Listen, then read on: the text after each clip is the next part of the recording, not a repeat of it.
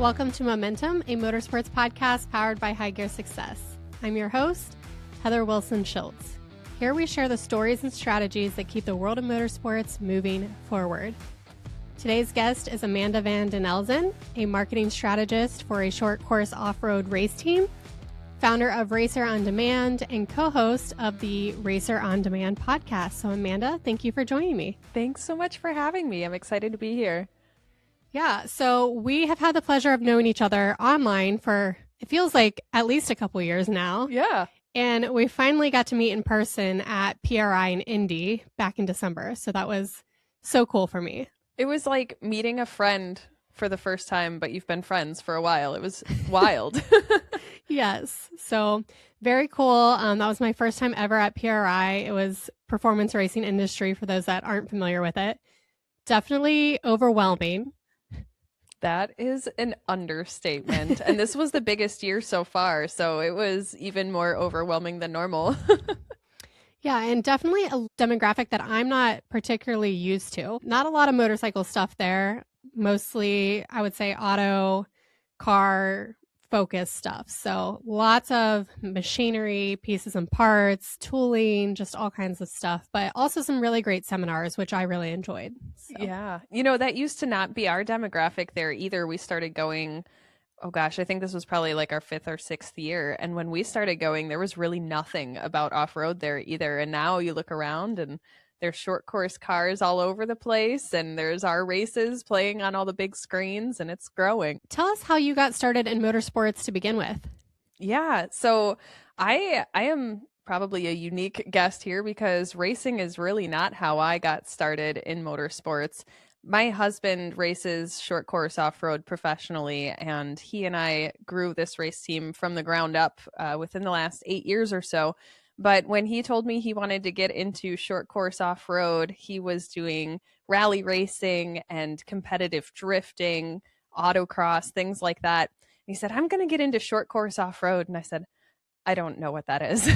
So, he pulled up some videos and showed it to me. And I was like, you really want to get into this instead of drifting? He was doing Formula Drift Pro-Am, and he was going to trade in this 450 horsepower monstrosity of a vehicle to hop into a 50 horsepower light buggy, which is based off of like a Volkswagen chassis.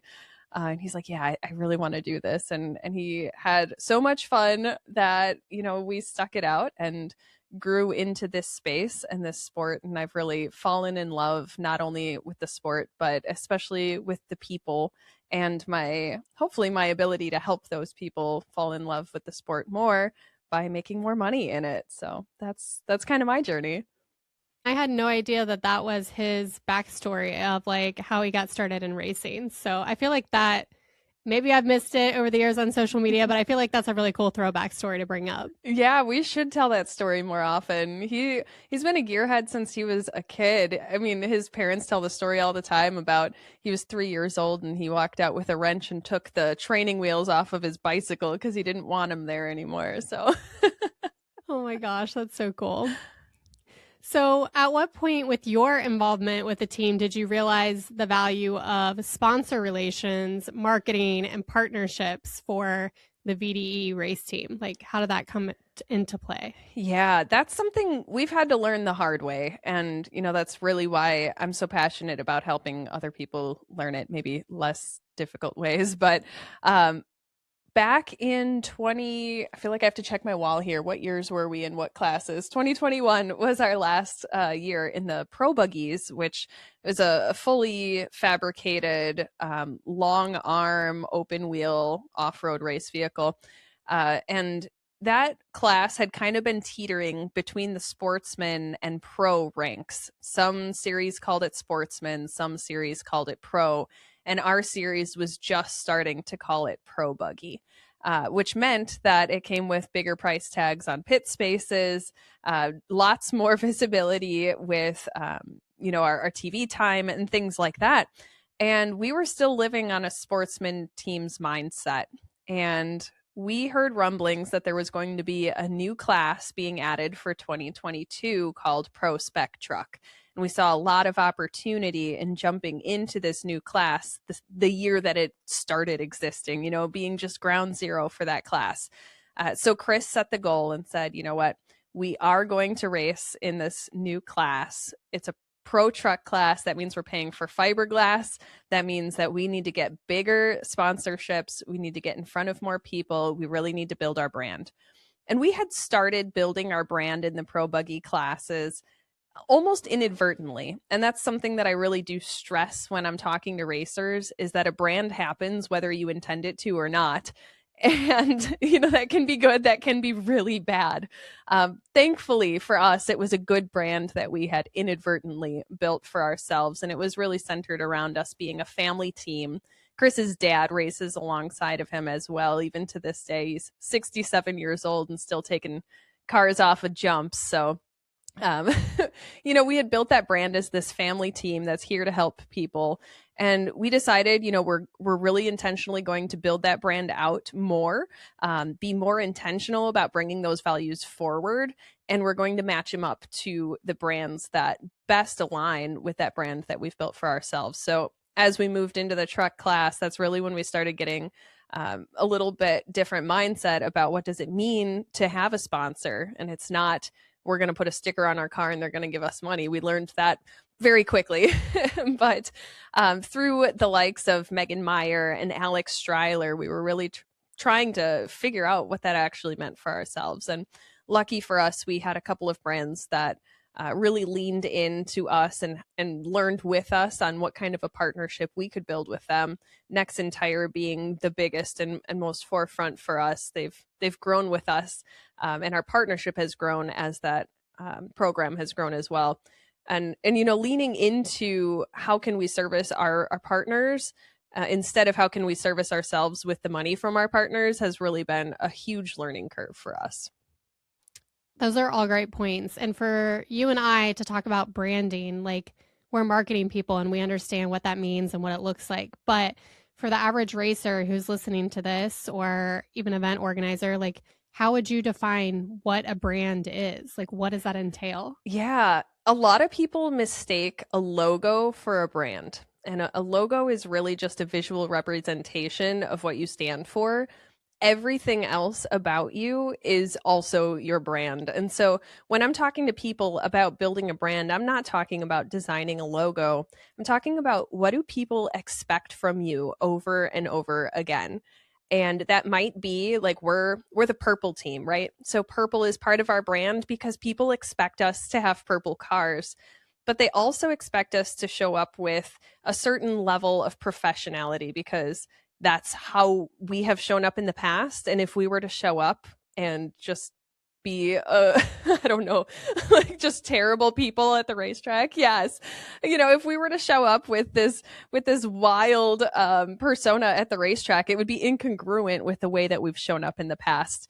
And that's part of our brand. If we were to show up and say, yeah, you know what, we fired Chris's dad because he was too old to race, and, Amanda split, and, this family is being torn apart, and we're just hiring on crew people instead of involving our friends and family, that would be incongruent with our brand, because our brand is based firmly on the backbone of having a strong family presence.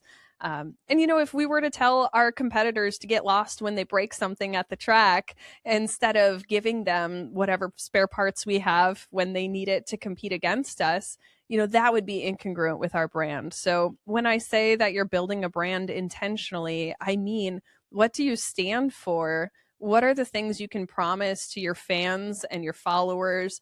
If you're an event organizer, to the attendees of your events, that what expectation can you set forward that you can deliver on over and over again, whether that's how you look, what you say, or what you do. When I think about branding, and you hit on it there, is like consistency. And just, again, whether it's the colors or the logo or how you're showing up, like, those are all pieces that are important that kind of fit together like a puzzle piece, for sure. Yeah. I do an online class on branding periodically, and one of the examples that I like to give is if you logged on to the New Year's Eve countdown and Ryan Seacrest stepped out, and instead of being what you'd expect for Ryan Seacrest, he's like emo haircut, black eyeshadow, you know, like a torn black shirt, you know, that would be so far off brand, and your perception of him would probably radically change. So as you're doing anything that's public facing at all, just be thinking like, am I emo Ryan Seacrest right now? Or am I showing up the way that my fans and my attendees and my partners expect me to routinely? So you've learned these lessons as you guys have gone through the experience yourself. But when did you start noticing that there was a real gap in how other racers were presenting themselves to sponsors and what racers' expectations were? So you mentioned the one thing about just slapping a logo on the side of the car. I mean, I still hear that to this day. And I feel like we are constantly trying to educate racers that is such an outdated concept. That's like a minuscule piece of what could happen. Yes. So when did you see that there was this gap in what racers were thinking? Yeah. So, you know, like I mentioned, we really started doing our own learning and our own research on what it really meant to have, I'm going to call them partners. I think a lot of people call them sponsors. We don't really have sponsors. We have partners. A sponsor gives you something and expects nothing in return. We have partners that give us things in return for us providing value to them as well. And I think that in itself is something that a lot of racers don't understand. But as we were learning what that looked like through the resources we were pursuing, like the sponsorship summits from Alex Stryler, we did the social media classes that Megan Meyer had out at the time. As we were starting to learn this stuff, we were looking around us and going, wow, first off, short course is not doing this as a whole. You know, our competitors, very few of even the others in the pro ranks were really looking at partnerships in this way. And that got me thinking about how we can help that, because I say this all the time, we can't be a big fish in a small pond, right? We need to grow our pond. We need to grow others in our sport, and we need to make sure that we're all growing together. So, you know, that kind of led me to thinking about how I could make a difference in our sport. And then looking around, and it's not localized to our sport at all. You know, motorsports athletes in general tend to really miss the point of a partnership. And that's where Racer on Demand came around. Well, and I think too, even kind of broadening it a little bit, like there's the partnerships between the racers and the companies, but also between the racers and the series or the event, and then the event to partners. Like, it all kind of has to work together, because I feel like if one party is doing way more than the other, they're just not being supported in a way that's going to have a, like, I don't even know the right word, but a long enduring series for both the series owner and for the racers too. Yeah. Sustainability, I think, is what you're getting at. Yes, that would be perfect. Yes. Thank you. No, you're right. And, you know, that partnership, it really comes down to the business model. And I hope I'm not getting too technical here, but I think of this like there's a certain amount of money in a motorsport. And I look at that as kind of a big pie, right? And racers have part of that pie that they're trying to take to fund their programs. Series have another part of that pie that they're trying to take to fund their series. Tracks and events, you know, those are the other piece of the pie. And if we're trying to say the series needs to give racers more money, they're trying to claw money away from the series, and the series is taking it from the tracks, and the tracks are taking it from the racers, you know, we're not bringing more money into that circle. We're not getting a bigger pie. So who else can we involve in that pie to grow and get more pie instead of trying to move the pie around between these three entities, you know? And that's where these partnerships really come in with the companies outside of our sports, and going out and finding new partnerships, providing value that gets different fans engaged and different eyes on our sport and brings in more pie. That's a great analogy. I love that. I also think a lot of racers think that marketing only matters once they're winning. So from your experience, what do they misunderstand about when and why branding actually matters? Yeah. First off, I will say our professional sports team, our motorsports team is completely funded by our partners, and they don't really care that much if we win or not. It really doesn't change the value that we're providing to them. It is true that winning will put more eyes on your program, but that is not the main thing that you have to offer as a motorsports athlete. So winning is a bonus. It is not the focus. And when you're reaching out to potential partners, if you're leading saying, I won this and I won that and I won this, and you're talking about races and not on influence levels or things like that, you are missing a huge mark. If you have the opportunity, you'll see behind us, we've got, fan favorite awards, and we were just voted 2025 Pro Team of the Year. Those are the kinds of things that translate to value for your partners, because it says, it doesn't say I won a race. It says I won the hearts and minds of the people that follow me, which means I can probably sell them your stuff. And that's what it really comes down to for a partner, is they need a return in dollars. That doesn't always mean sales. That could mean like earned media value. What is it that they would have spent on a social media ad that they can pay you instead because you're reaching the same people with the same way? Or it could be I'm turning around and I'm putting these two companies together that I have relationships with, and they now have a partnership, and maybe company A is getting this widget for less expensive than they would have if you didn't put those two companies together. That's still a dollar amount of return that you were able to provide as a racer, and it has nothing to do with winning races.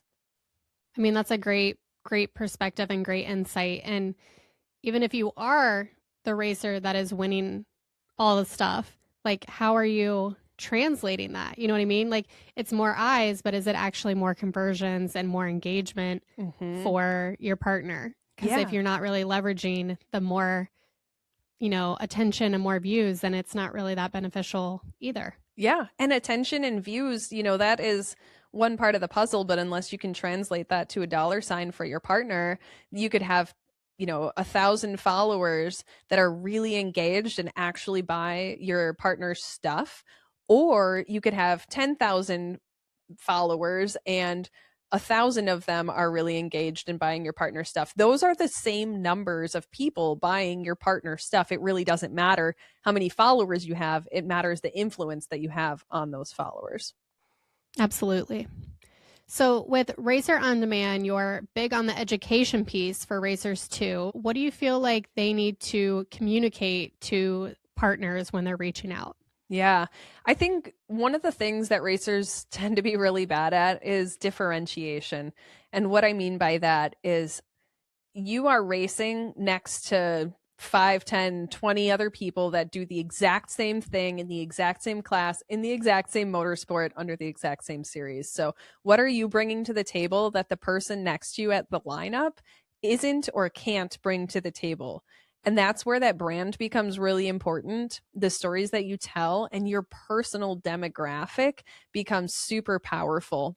One of the things we implemented in the pits in 2025 was we started collecting our own demographic data at the table where we give away all of our VDE Racing swag. And it was super simple. We had an old race suit of Chris's that was not certified correctly, so we couldn't use it even if we wanted to.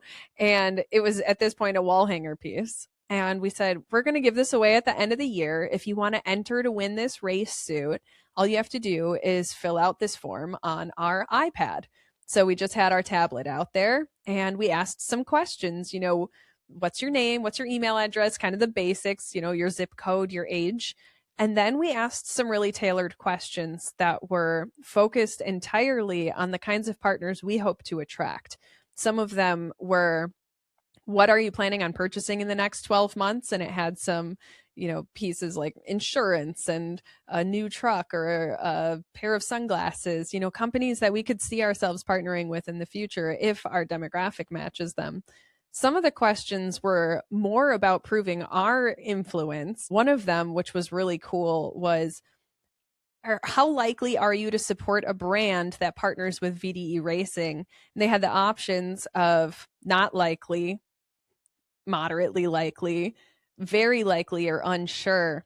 And we had over 80% of our respondents say that they're more likely to purchase something from a brand if they're partnered with VDE Racing. So that is how we're standing out apart from the people next to us, because the person next to us can't say, well, 80% of our fan base is more likely to buy your thing if you sponsor us, but we can say that because we collected the data, and that's how we're standing out. Yeah, I love that. And I think data definitely speaks to a lot of partners when you really have that hard data to be able to show to them. Mm-hmm. So another thing that I love about Racer on Demand is your merch program that you started for racers. So can you tell people more about that? Yeah. So I recognize that most racers probably aren't going out there saying, I don't know how to do sponsorships and I need a resource for that. That's my passion. But I know that that is not something that most racers are actively looking for. But if they stumble upon it, it's probably pretty valuable. So I thought about, what problems do racers really have that they're actively trying to solve? And one of those problems is that merch is really expensive to have on hand. Oftentimes, racers are purchasing it, they're sitting on their stock, and then they're just giving it away when they don't have the right sizes, or they overpurchased, or they just can't move the product that they have. So they have this high overhead, they're selling at a loss, and it's just a money dump. Well, when I started Racer on Demand, I did a little bit of market research, and I asked fans, what is the reason that you purchase merch from a racer? And 65% of the people that I talked to said the number one reason that they purchase merch isn't because it looks cool. It's not because they want to get the name out for the person they're buying it from. It's because they want to put money in the pocket of the racer. Racers had the exact opposite reason that they were selling merch. They said they just wanted to get their name out there and they didn't care if they took a loss. So that disconnect was something that I wanted to solve. Now on Racer on Demand, everything that we do is a print on demand. So a racer reaches out to me, they give me their logo, like let's say this is the logo you give me, right? I put it on this jacket, get this design made up there. I give you a free storefront. You can just share the link, and then when your fans are purchasing merch, they buy it from me. I have my fulfillment partner make it, send it out, typically about a 2-week turnaround, give or take a little bit. It goes straight to the person who ordered the merch. And then monthly, I pay out 20% commission on everything that sells to the racers. So you don't have to handle any of the shipping, any of the orders, nothing. You literally just share it out, market your stuff, and then I pay you when it sells. So it takes that hands-on money dump and turns it into an opportunity to make some cash. Well, and I think the website and storefront alone is super valuable because not every racer has a website or can set up an ordering form or something like that. So the fact that they can just give you the logo and you kind of handle it from there and everything is, processed and delivered, like that's amazing. And like you've got quite a collection of racers merch now on your website. And so if a fan is of a particular series, they can go and kind of browse a bunch of different athletes, which I think is really cool. Yes, exactly. I've been really fortunate. Champ Off-Road has partnered with us since we launched in 2024. So the last 2 years, I've been able to feature a Champ Off-Road series portal where you can go in and shop for different racers in the different classes. Now, as I get more racers on from different series, we'll see if I get enough in one sport or series where I'll be able to do that in other pockets as well. We did, just launch about 1.5 years ago. So we're still fairly new, but we're supporting about 50 racers right now. And in the 1.5 years since we launched, we've already paid out over $7,500 in commission. In 2026, I'm hoping to up those numbers. I want 100 racers at least that I'm supporting, and I want to pay out $10,000 this year. I think that's a great goal to have. And that's so cool, again, that it's just like low effort kind of thing for a racer. I mean, to just be able to turn it over to you is a huge relief for them, I'm sure. We had our race banquet 2 weekends ago, and one of the racers that signed up with me, he was feeling pretty good. And he was telling me, he's like, Amanda, I put off signing up for Racer on Demand for a while because I kept just trying to find what is the catch? Like, why is this so good? It's got to be too good to be true. And then he's like, Amanda, you have to tell people there's no catch because everybody is looking for the catch. They're trying to figure out what it's actually going to cost them. You have to tell them it's free, and you have to tell them it really is that easy. Oh my gosh, I love that. When we're talking about what separates racers who attract partners consistently year after year from those that seem to always have to go out and find new partners, what do you think that reason is? I kind of have a little hunch, but what do you think that reason is? Yes. That people are able to keep such long-term sponsors and partners, and others are constantly having high turnover? I think there's probably two pieces to this, and both of them boil down to things that we as racers can control. And the first one is the one that you will hear me talk about endlessly, and that is meaningful connections. Being able to build a relationship with your partner, not just a business transaction, is the number one thing that will keep a partner coming back over and over again, even if the dollars don't necessarily come out the way that they were expecting them to the first year. And what I mean by that is, for example, we like I said, work with Nexen Tire. They're our biggest partner. In the time that we have spent with Nexen Tire over the last 5 years, there's been some turnover in the marketing team, and we've worked with 3 completely different teams in that time frame. There's a lot of potential when there's turnover on a marketing team for your team to get kicked out the next budget. And the reason for that is the new people coming in don't know who you are, they don't know what you have to offer, and there's real potential that a budget could be cut for you simply because of that.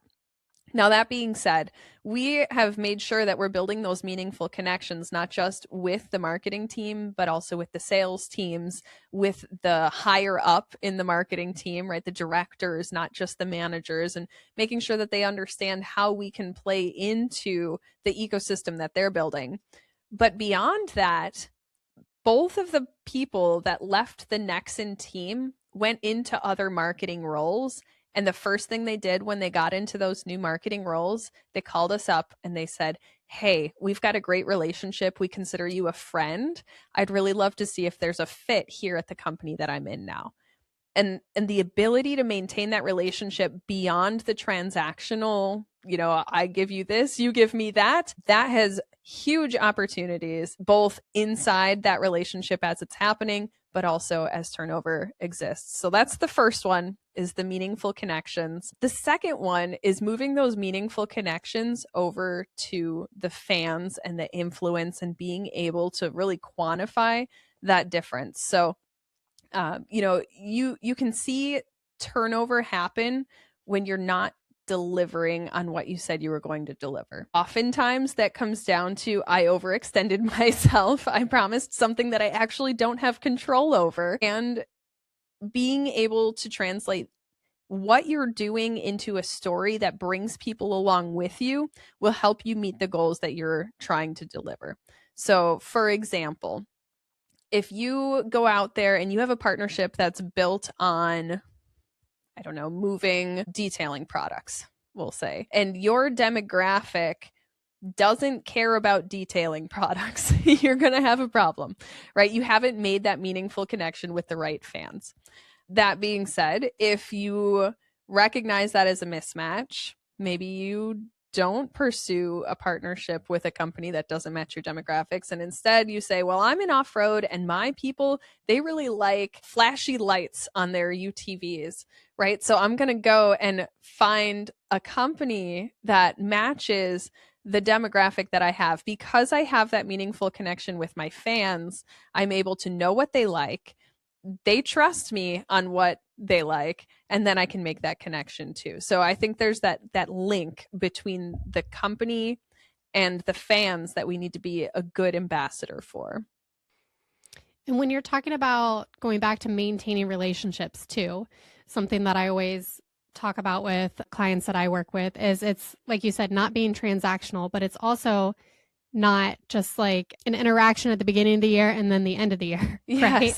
Yes. So really like keeping them updated, checking in with them. I think sending race reports after the race weekends are a great way to do this, just letting them know whether the racer is doing it themselves or they're professionally written, which is something that I do for clients, that the sponsors can then turn around and utilize as marketing material as well. But that's just like a good touch point for them to see how you're doing and what you're doing for them. Checking in, hey, do you have any promotions? Like, is there anything I can help promote now? Like, it's more than just a beginning and end of the year type of thing. Yes, I love that. And I will tell you, our most lucrative partnerships for us, the ones that pay us the most, both in money, but also in just like, it feels like a good partnership, like it feels good. There's good vibes involved, are the ones that we have ongoing relationship with all year. And what I mean by that is it's not always going to be this way. Not every marketing person wants to be friends with you, but there is opportunity to treat them like more than the role that they're in nonetheless. Like Chris, my husband, he will text his marketing people and be like, hey, I know your dog wasn't feeling great. How's that going? And just, they are people too. And the more you treat them as a people, the more easy it is to say, hey, by the way, that thing that we were working on, it's going really well. Because you're not coming out of the blue. You were just talking to them last week about their trip to Hawaii, and I think the data and being able to prove that you're doing well is great. But if that's the only time you're talking to them, even if it's routinely, it's probably still not the best relationship. And as soon as that data turns south, if something just doesn't hit that you thought would, maybe you didn't get as many views or engagements on a post as you thought you would, that is then the only thing that's holding value instead of the relationship itself holding value. So you want a relationship that's strong enough to withstand when things don't turn out the way that you thought it would. Another thing that you recently launched is a podcast with Megan Meyer, who is a 2-time NHRA champion. And I've been a big fan of both of your work for a while, so I was really excited to see this collaboration. But tell us a little bit about the podcast. Yeah, first off, I think I did like a little fangirl like arm thing when Megan texted me asking if we could do a podcast together, because like I mentioned, as we were growing our program from the ground up, not knowing what the heck we were doing, Megan was one of the people that really gave us some idea of what we should be doing for our partners. So when she reached out more as a peer than as a mentor, it was a moment of huge pride for me. She's just amazing and she's brilliant, and it's really cool to see the things that she excels in and the things that now I've learned maybe a little bit differently than her, and being able to mesh those things together. So when she reached out, I said immediately, yes, let's do that. So we're recording our 8th episode on Monday, and our whole podcast is really just another free resource for racers to learn in depth about how they could be forming better partnerships, more meaningful connections, growing their fan base, and ultimately making more money for their race program. We've started doing every other episode. We're bringing in guests who are able to provide some really deep insight into those inner workings and behind the scenes. Maybe those things that racers don't often get a chance to see. Speaking of those relationships that we've built through our race team, our first guest was one of those people who worked for Nexen Tire and moved to a different organization and called Chris up and said, hey, I think there might be something going on here. And while that hasn't come to fruition just yet, we know that when it can, it will. But that was a great thing that we were able to deep dive into on one of our episodes. We also brought in Sarah Ottinger, who is a marketing manager at AMSOIL, and she got to come on and talk about why does AMSOIL sponsor a series versus a racer versus an event? How does that work? How do they strategize around those things? And so we're really being able to deep dive in with these folks. And when you have an hour conversation with somebody instead of a 30-second little blurb about it, it's a lot more powerful. And I am really, really excited for the next guests that we have lined up. We've got some very big names in motorsports that are here to share lots of insights from various different points of view. So that is our podcast in a nutshell, and it is growing and it is exciting, and you can catch it every other Thursday. We release a new episode. Perfect. Yeah, I've been listening to some of the episodes. I have a lot of catching up to do, but I'm always excited for the next episode. And also, like, another thing to keep in mind is when we're talking about all these partnerships, I think it's important to note that it's like a long-term strategy, a long-term plan, right? Like, partnerships typically, like 99% of the time, don't happen overnight. They don't happen even in a couple of months. It can take years to build it. And so patience is something that racers have to learn, which is very difficult when you want money to fund your race program, right? But yes, it's definitely more of a long-term game. Yeah, and I think that that's twofold. It's not just the building the relationship and, planting that seed for a partnership, but it's the same thing on investing in yourself and your own skills and your own understanding. I think a lot of people, they look at this as, well, I don't know how to do that. Period. End of sentence. Done. Instead of saying, I don't know how to do that yet, and then finding a resource that will teach them how to do it, like the things we have through Racer on Demand, like the things that you offer, Heather, through High Gear Success, right? There are a lot of opportunities out there. You just have to be willing to put the investment in on the front end. That goes for growing your program, both through your skills, but also through those relationships with your partners. And yeah, if you catch somebody off budget season, they're not going to get you in for a next year and a half. That's just how it's going to work. And if you don't plant that seed on the front end, instead of saying, oh, it's not their budget season, that's a no, you say, oh, it's not their budget season, I'm going to start building a relationship with them. So when it is budget season, I'm going to be the first person they think of. For somebody that's listening right now who feels overwhelmed by marketing, what is one small step that they could take this week to kind of move forward? I think understanding who you are and being really intentional about bringing that forward. And what I mean by that is take a step back and say, why do people like me? What are the things that I enjoy the most? Outside of motorsports, what do I do? And how do I consistently show up? And if you can answer those 4 questions, then you can start doing all of those things more publicly, more intentionally. So when you're crafting a Facebook post or an Instagram post or a TikTok post, any of those things, you're going to butt it up against what you just said. So people like me because I'm funny. Okay, well, lean into funny. Make funny part of who you are publicly. So if I'm posting, make it funny and consistently be funny. Well, if outside of racing, I also really like mountain biking. Okay, well, not every post should be about mountain biking, but make that part of who you are, because then the people who also like mountain biking are going to lean into you a lot harder. And I think, just getting to know who you are and then being really intentional about putting that out for other people helps with what we talked about earlier, and that is differentiating yourself from the person next to you. I love that advice. And so racers, you have a little bit of homework to do after this episode. Yes. Amanda, tell people where they can connect with you and Racer on Demand. Yes. Racer on Demand is just racerondemand.us. So that's where you can go to shop for merch. That's also where you can go to find out more about selling with us.